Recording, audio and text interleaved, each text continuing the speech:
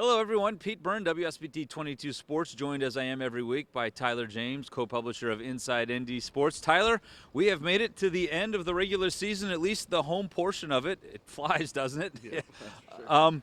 Notre Dame's going to close out their home portion of the regular season this Saturday against Virginia, and there's a lot to talk about, but since it is the final home game, naturally, that means Senior Day, and the Irish are going to have a pretty spectacular occurrence this Saturday. Jack Kiser is going to do something that's never been done before in the history of this football program, and that's always a big deal. Yeah, in the era of COVID extensions and extra eligibility, he's going to set the record for most games played in a Notre Dame football uniform at 63. He's played 62 right now. He's tied with former safety Houston Griffith for that record right now, but Saturday he'll be the leader in that category, and I don't know that it'll ever get broken. It would require some rare occurrence for that to happen. So a special note on top of a special day for a number of guys. Senior days are sort of stranger in college football these days because you don't know who's coming back, who's staying.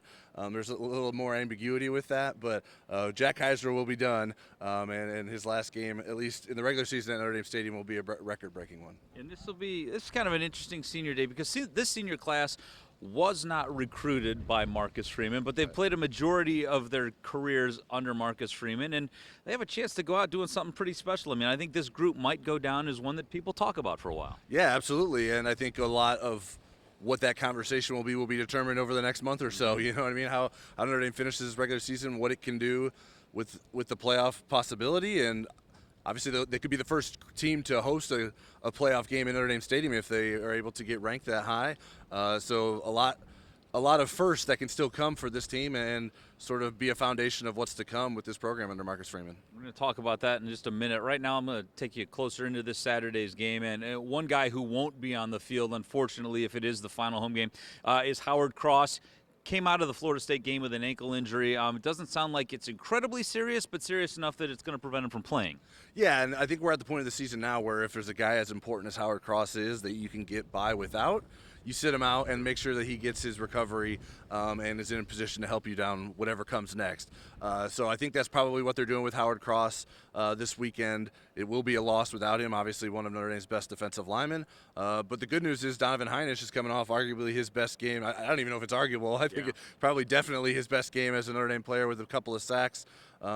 He was showing some chemistry with Riley Mills out there, which is obviously important because Riley Mills is a great pass rusher and an important part of Notre Dame's defensive line up the middle as well.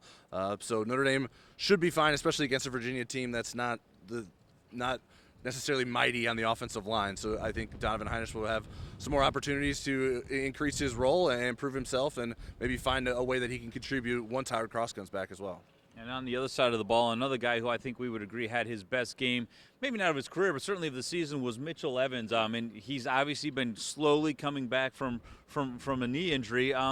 He looks like he's back. Yeah, he is back. He was included last week in the semifinalist list for the Mackey Award, and I thought that was a bit I don't know. They were giving him the benefit of the doubt. I don't know that he necessarily earned it with his play this year, just because of his production has been low. I think he went into the game with only 16 catches on the year, and all the other tight ends on the list had at least 30 catches. So he's been far behind in terms of production, but he's been increasing his workload and increasing his production. I thought Saturday, and Marcus Freeman said this was his best game of the season, and that is an important weapon for Notre Dame's offense if he can return to form and be the Mitchell Evans that we saw so much last year. We're now over a year past his ACL surgery, so some better times ahead should be for Mitchell Evans, and it was a good sign that he had some performances and some catches that he had against Florida State on Saturday. I'm going to delve into him just a little bit more, given the fact that Notre Dame is so dominant in the run game and the fact that Riley Leonard is, I mean, I think it's fair to say he's a run-first quarterback. He's certainly he's not a downfield guy. How important is a lethal tight end for a quarterback like Leonard? Yeah, I think it can be very beneficial because tight ends can be used a lot in play action. And they can do a number of different things. I think one of the things that Notre Dame has done so far this year is use Mitchell Evans maybe in some shorter things and some horizontal things, but I think as now he's getting healthier, they can maybe stretch the field more with him, and some of those catches we saw from him against Florida State were a little bit more down the field than we've seen him at times this season. So I think you get the linebackers have to pay attention to Riley Leonard and what he's doing, and that can open up some more opportunities for Mitchell Evans. So I think it's a real addition to Notre Dame's offense if he can continue to play at a high level. All right, we're recording this on Monday. The new college football playoff rankings will come out tomorrow on Tuesday.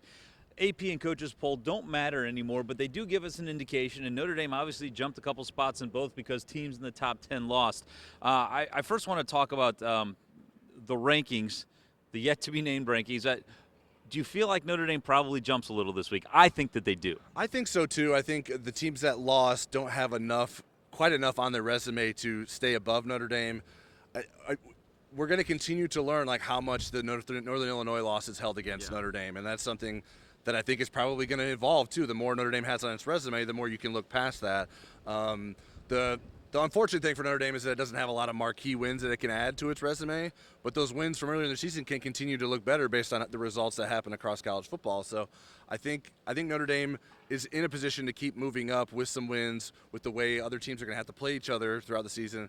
And I think some of those teams that maybe have 2 losses are going to start to lose some of the benefit of the doubt because of the conferences that they're in, whereas Notre Dame maybe won't have as many losses, but will have some wins against some good competition that will continue to stand up. Yeah, really good wins. I mean, Texas A&M's looked good all year. The Louisville win is still continuing to look good. The Georgia Tech looks better after last week, certainly. Exactly. And then, hey, Army's probably going to be in the top 20 next week when they see them, and they will be undefeated. So, I mean, I know that the service academies don't get a lot of credit, but 10-0 is 10-0. I think most importantly for me, and we've discussed this, this football team that plays here on Saturdays, over the last month to 5-6 weeks, to me, they've looked like a playoff team, and they look like they're continuing to improve, like they're on a good upward trajectory.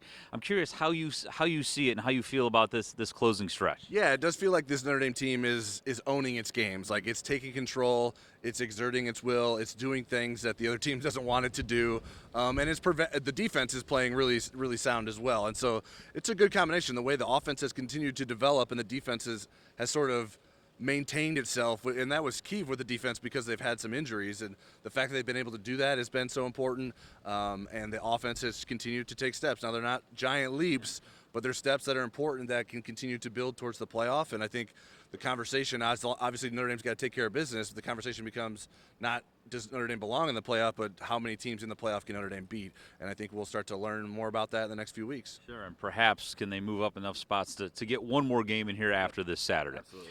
All right, that's going to do it for today, Tyler. Thanks as always. We'll see you back here again next Monday. Notre Dame will take on Virginia this Saturday afternoon in the regular season home finale. Kickoff at 3:30. Thanks for joining us.